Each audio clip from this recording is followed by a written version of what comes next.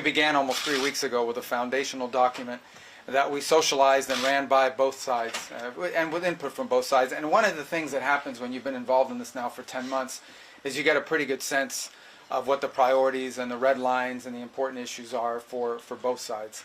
And so that allowed us to create a foundational document, which has been an ongoing working document. In fact, over the last 96 hours or more, there's been extensive engagement with the Ukrainian side, including our Secretary of the Army and others being on the ground in Kyiv, meeting with relevant stakeholders across the Ukrainian political spectrum in the legislative branch and the executive branch and the military and others. To further sort of narrow these points. We arrived here today with one goal, and the goal was to take, what is 28 points or 26 points, depending on which version as it continued to evolve, and try to narrow the ones that were open items. And we have achieved that today in a very substantial way. Now, obviously, like any final agreement, they'll have to be agreed upon by the presidents, and there are a couple issues that we need to continue to work on. But I think the report today is that I think today was worthwhile. It was very, very. It is probably the most productive day we have had on this issue, maybe in the entirety of our engagement, but certainly in a very long time. But work remains, and because this continues to be a working process, I don't want to declare victory or finality here. There's still some work to be done, but we are much further ahead today at this time than we were when we began this morning, and where we were a week ago for certain. Okay? You said about a couple of issues. Yes. Remaining. Could you please specify on that? Well, I'm not going to get into the details on the issues. This is a very delicate moment, and it's important. Like I said, there's not agreement on those yet. Some of it is semantics or language. Others require higher level decisions and consultation. Others, I think, just need more time to work through. As an aside, I will mention that there were items that we were discussing as part of the original 28, it evolved. This is a living, breathing document. Every day with input, it changes. There were some that involved equities or the role of the EU or of NATO or so forth. And those we kind of segregated out because we just met with the national security advisors for various European countries. And those are things we'll have to discuss with them because it involves them. So we sort of really focused on the ones that were bilateral in nature for the most part. So there are a couple, none of it insurmountable. I can tell you that the items that remain open are not insurmountable. We just need more time than what we have today. I honestly believe we'll get there. Has Ukraine indicated to you that it's prepared to compromise, for instance, on some of those key issues like territory in exchange for peace with Russia? Have they suggested that they are prepared to... Well, I'm not going to... Look, it's not because for purposes of evasion. It's just I'm not going to get into the details of the topics that were discussed because this is an ongoing process. What is important to understand and how these things work is you have to, in order to have a proposal, you have to write it. If it's just verbal, it's in the air. You have to put it down on a piece of paper, and just because it's printed on a piece of paper doesn't indicate finality. So you get input, and based on that input, you make adjustments, and then you get more input, or you make a counteroffer, and you get more adjustments. That's an ongoing process. There's a lot more of that to happen. So I'm not going to speculate or go into the details of any of the specific items in the latest version of the proposal, because, frankly, by tomorrow or the next day, that may have evolved and changed further.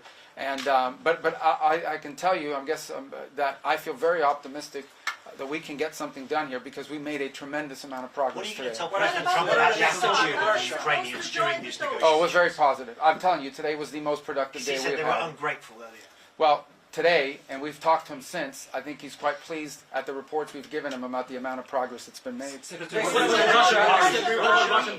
Well, obviously the Russians get a vote here, right? So, I mean, look, we began from the early stage of this process with our understanding of the Russian position as had been communicated to us in numerous ways. At the State Department we received numerous written non-papers and things of this nature, also verbally, things they've discussed over time and so forth.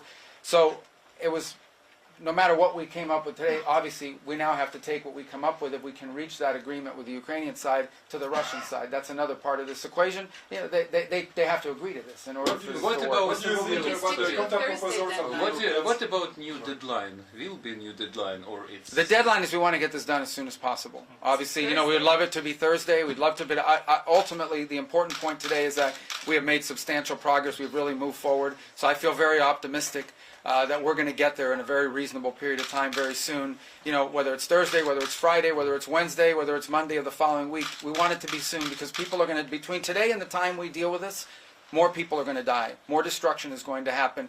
Our goal is to end this war as soon as possible, but we need a little more time. Can you point to any The what? I'm sorry? Did you discuss the fighter jets in Poland? It was number. Yeah, I'm not going to discuss any of the particulars of it, right frankly. As I said, this is an ongoing process, and so I think there's work to be done. I know that's deeply unsatisfying to you who have to cover these sorts of things, but I wanted to make you aware that we've made progress.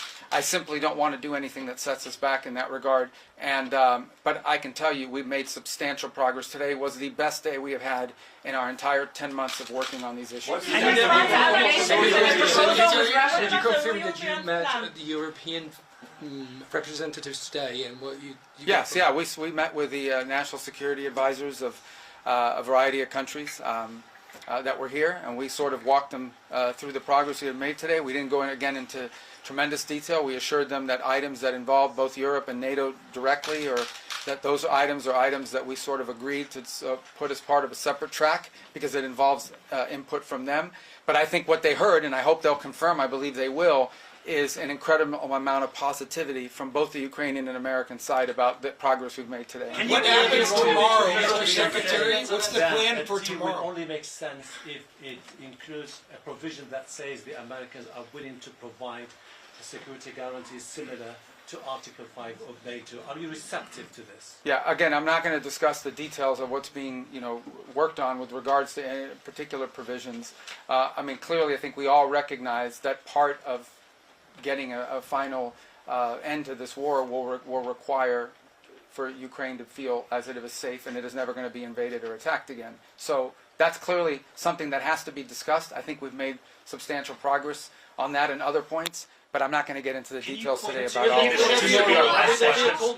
I have time for two more, guys, because I got to run some more. Any The what? concessions you were asking the Russians to make? Zelensky in the next hours? Am I what? Will there be a call between President Trump and Zelensky? I don't know. It's possible. I'm not sure. Can you point to What's any the plan? What happens tomorrow? Tomorrow? Yeah, what happens We from keep here? working. I mean, look, this Here in process. Geneva? Here in Geneva? No. This process has been ongoing now for the better part of 3 weeks, and it's really sped up in the last 96 hours. So we have all kinds of people at technical levels that are working full time on this and engaged in this full time. In fact, even as we got up and broke up now and walked away from the table, there are a handful of technical items that we expect answers from them on or suggestions from them on in the next 24 hours or so. So this is an ongoing process. We don't have to be here in this building for that to move, but we thought today being here in person allowed us to make great strides, because especially since they sent such a high-level delegation who have the authority to sort of call back to their capital, talk to their president, and make and agree to certain things.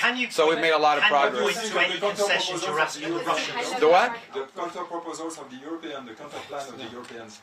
I'm not a work counter plan. Can you Is point to I haven't Geneva seen any counter plan. Is Geneva the All right, guys. Thank you.